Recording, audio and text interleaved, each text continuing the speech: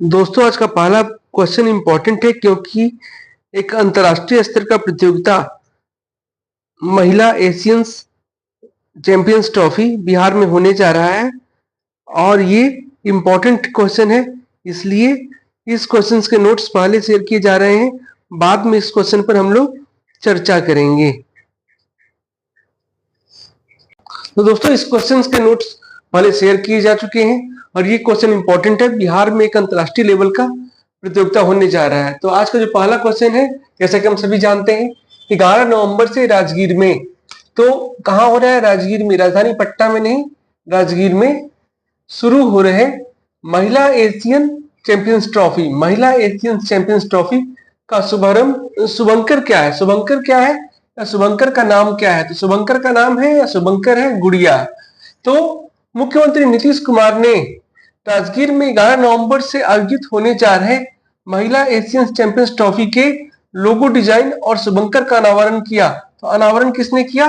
तो माननीय मुख्यमंत्री नीतीश कुमार जी ने।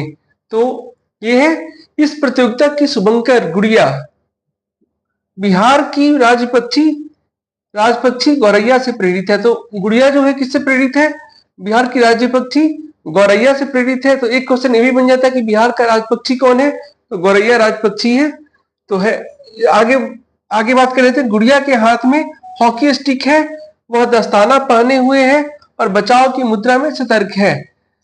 तो ये गुड़िया के बारे में हो गया। अब लोगों के बारे में जानते हैं कि जो इस प्रतियोगिता का लोगो है वो क्या है? बोधि वृक्ष और हॉकी स्टिक तो को लोगो के रूप में रखा गया है।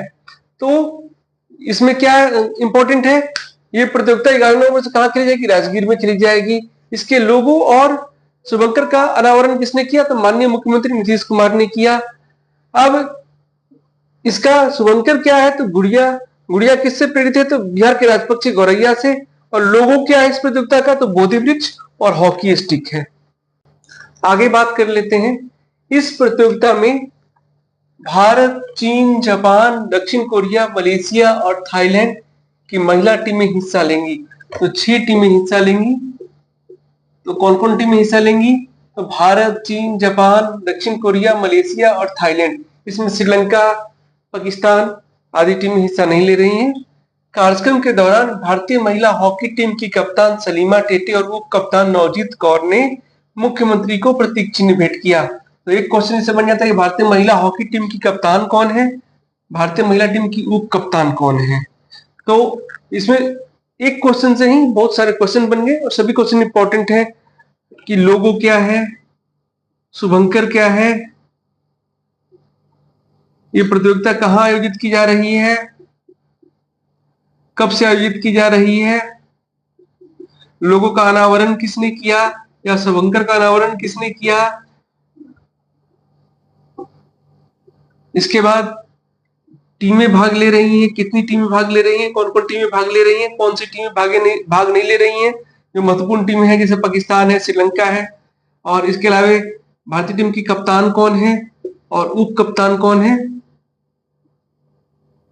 तो इतने बहुत सारे क्वेश्चन एक ही क्वेश्चन के अंतर्गत आगे, जिसे विभिन्न रूपों में या विभिन्न तरीके से एग्जाम में पूछा जा सकता है। और अंतरराष्ट्रीय स्तर का प्रतियोगिता बहुत समय के बाद बिहार में हो रहा है, इसलिए ये क्वेश्चन आगामी परीक्षा प्रतियोगिताओं के लिए इंपॉर्टेंट हो जाता है। आज का दूसरा क्वेश्चन है, किस यूरोपीय देश ने इजराइल को हथियारों के आपूर्ति पर प्रतिबंध लगा दिया है? तो फ्रांस ने इजराइल को हथियारों की आपूर्ति पर प्रतिबंध लगा दिया है। उसका कहना है कि जो ये है इजराइल और उसके जो शत्रु देश है या शत्रु समूह है वो इसका राजनीतिक हल ढूंढे, इस कारण से फ्रांस ने इजराइल को हथियारों के आपूर्ति पर प्रतिबंध लगा दिया है। इससे पहले ब्रिटेन ने भी सितंबर माह में, मतलब पिछले माह में, इजराइल को कुछ हथियारों की आपूर्ति निलंबित किया था या निलंबित की थी। तो ये था। इस बारे में एक और इम्पोर्टेंट बात है कि इजराइल ने यूनाइटेड नेशंस के जो जनरल सेक्रेटरी हैं उनको अपने यहाँ पर प्रतिबंधित कर दिया है, अपने यहाँ एंट्री प्रतिबंधित कर दिया है। पर्सोना नॉन ग्राटा का उनको कर दिया है और उनका जो है इजराइल में आगमन को प्रतिबंधित कर दिया है। आज का तीसरा क्वेश्चन है 5 अक्टूबर यानी कल शनिवार को संपन्न हुए हरियाणा विधानसभा चुनाव में सर्वाधिक और सबसे कम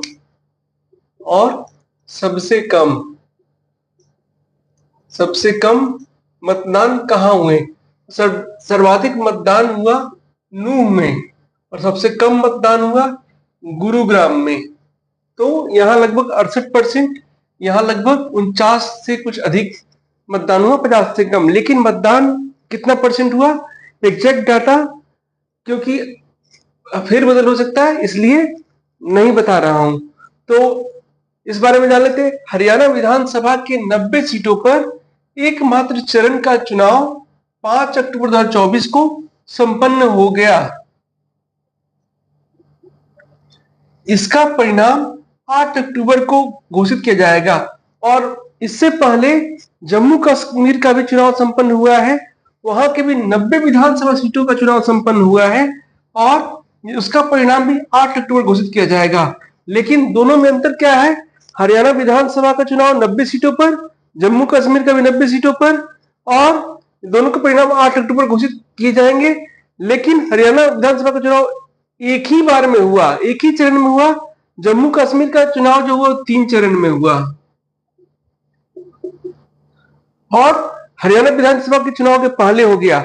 अब जो सबसे इंपॉर्टेंट है, मार्क करने वाला बात यह है कि जम्मू कश्मीर में 90 विधानसभा सीटों पर चुनाव हुआ, लेकिन यहां पर 90 विधानसभा सीट नहीं है, इससे अधिक है। तो दोस्तों, जम्मू कश्मीर विधानसभा का चुनाव 3 चरणों में हुआ और इसमें 90 सीटों पर चुनाव हुए। लेकिन जम्मू कश्मीर विधानसभा में सीटों की कुल संख्या 124 है। तो आइए इस बारे में विस्तार से जान लेते हैं। तो यहाँ प्रत्यक्ष चुनाव होता है 90 सीटों के लिए। 19 सीटों को रखा जाता है पाक अधिकृत कश्मीर के लिए आरक्षित है 19 सीट, और उपराज्यपाल द्वारा मनोनीत होते हैं 5। इस तरह टोटल 124 सीट है। 124 सीटों में से 90 सीटों पर 3 चरणों में चुनाव हुआ। दोस्तों, आज का जो चौथा क्वेश्चन है, क्वेश्चन नहीं होकर के पॉइंट है, जिसमें हम सर्वाइकल कैंसर के बारे में जानेंगे। सर्वाइकल कैंसर यानी गर्भाशय ग्रीवा या बच्चेदानी के मुंह का कैंसर। तो इसके लिए राज्य सरकार ने पहल की है। इसके बचाव के लिए क्या किया राज्य सरकार ने? तो राज्य की किशोरियों को सर्वाइकल कैंसर की बीमारी से बचाने के लिए टीकाकरण की शुरुआत आज दिनांक 6 अक्टूबर रविवार से प्रारंभ की जाएगी। तो सबसे पहले दिया जाएगा टीकाकरण की शुरुआत कहां से होगा? तो IGIMS से होगा। तो ये है। इसके आगे बात करें विभिन्न जिलों में, ये इंपॉर्टेंट है, 9 से 14 वर्ष के लगभग 9 से 14 वर्ष के किशोरियों को ये टीका दिया जाएगा। तो विभिन्न जिलों में 9 से 14 वर्ष के लगभग 95 लाख किशोरियों को मुफ्त टीका दिया जाएगा। किशोरियों को ह्यूमन पेपिलोमा वायरस का टीकाकरण के लिए मुख्यमंत्री बालिका कैंसर प्रतिरक्षण योजना को पिछले दिनों राज्य कैबिनेट से मंजूरी मिली थी।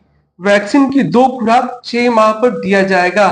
तो यहाँ एक शब्द आया है जिस पर हम लोग गौर कर सकते हैं, वो है ह्यूमन पेपिलोमा वायरस।